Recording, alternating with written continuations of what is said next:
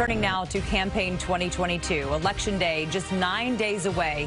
Governor Hochul is pulling out all the stops to get voters to the polls. Meanwhile, Republican challenger Zeldin went to a major black church in Brooklyn today trying to woo parishioners. CBS 2 political reporter Marcia Kramer in studio tonight with the story. Marcia?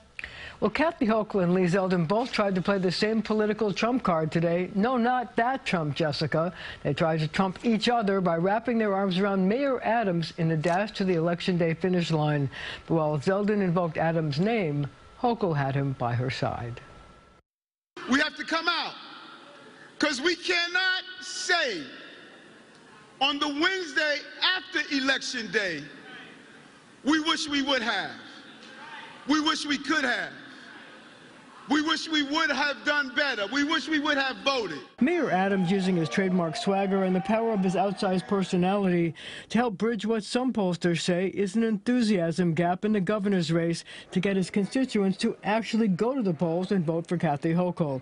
With polls tightening and Democrats concerned, Team Hochul also began airing a radio ad featuring former President Barack Obama. You can count on her to protect abortion rights, voting rights, and everything else you care about. So don't sit this one out. The governor was all revved up at a campaign rally in Queens. Tell them you want someone who cares and is not going to put more guns on the street, someone who's going to respect women's rights and lift our people up, and does not support the overturning of Joe Biden's election. But Republican challenger Zeldin was also on the hunt for votes. He went to the Christian Cultural Center, a black church in East New York, Brooklyn, where maybe playing to his audience, he softened his opposition to bail reform, at least in some cases. If you make the argument that somebody is committing their first offense, clean record, they're not a flight risk, they're not a danger, and the only reason why they would stay in prison is because they cannot afford $100 in bail, well, that's why this person should not be stuck behind bars. Zeldin also played the Eric Adams card. I served with Eric Adams in the New York State Senate for 4 years. We got along, we stayed in touch since.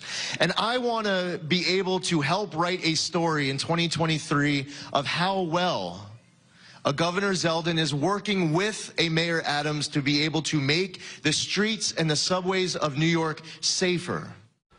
Well, early voting in New York started yesterday and goes through next Sunday.